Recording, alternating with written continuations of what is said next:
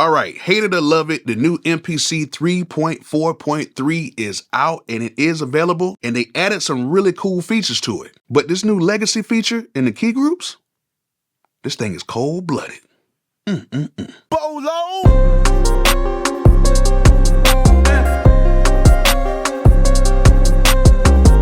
Before we get started, are you guys trying to build your studio but don't have all the money right now? Well, if you're trying to do that, you might want to go ahead and click on my link in the description and head over to Zounds.com. Zounds has a whole bunch of stuff on the site, and they have a whole bunch of stuff on the site that does not require a credit or background check. Meaning, all you have to do is order it, they will ship it to you, and then you can just make monthly installments while you use your stuff. Now, it's not everything on the site, but it is a whole bunch of stuff on the site that you guys can get right now by clicking my link in the description and heading over to Zounds.com. So why wait? Go ahead and get you some gear today. Now, we all know the MPC is known for sampling. A lot of times people may sample off of a record, then they might find that right loop and then chop up that loop. And the MPC is also known for how you can use your one-shot sounds. A lot of times we use drums, but recently there has been a surge of people using one-shot instruments like pianos, brasses, basses, pretty much whatever. And they've been using these one-shot sounds to build whole tracks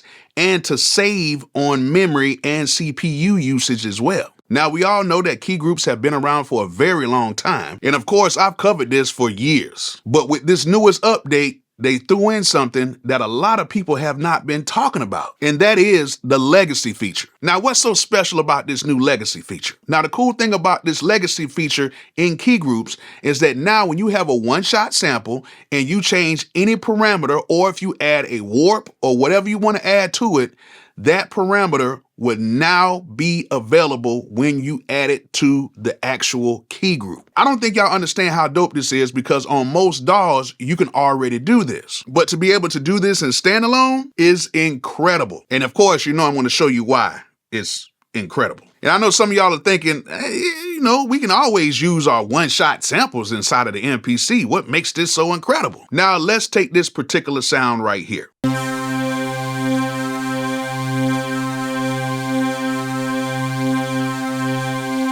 It's just a regular one-shot instrument sound. And then if we put it into a key group, we can play this sound across all the keys on our keyboard.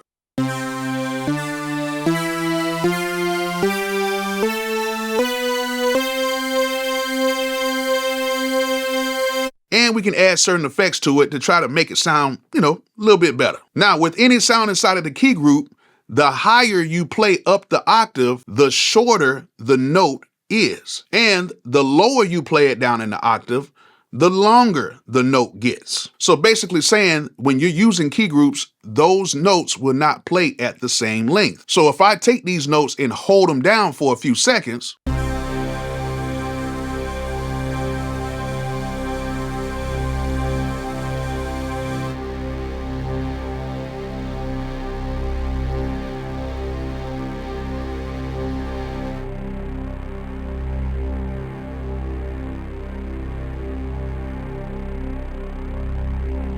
as you guys can see, the higher notes stop playing, but the lower notes continue to keep playing because that's how it works. But most of the time when using most of these sounds, we don't necessarily hold out the notes that long. So it never really affected us like that. But let me go ahead and throw this in. What if we had an arpeggiated sound?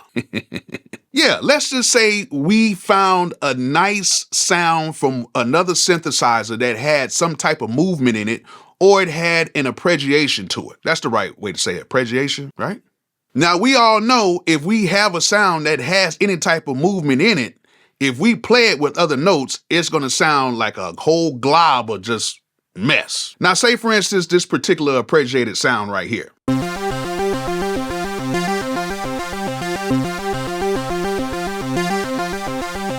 Sounds pretty cool by itself. Now let's go ahead and add this to a key group, and let's play multiple notes of this arpeggiated sound.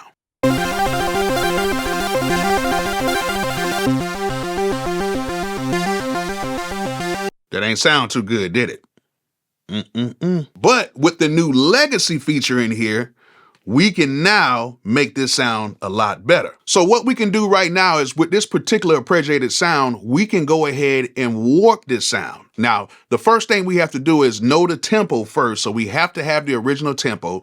And once we set that, we can go ahead and warp this sound. Once we have everything warped, we can go ahead and press Keygroup. And then once we have this in the Keygroup, you will see where it says legacy. What that tells us is it saved the parameters that we added before us adding the sound into a Keygroup. So now when we play this arpeggiated note across multiple keys, it sounds like this.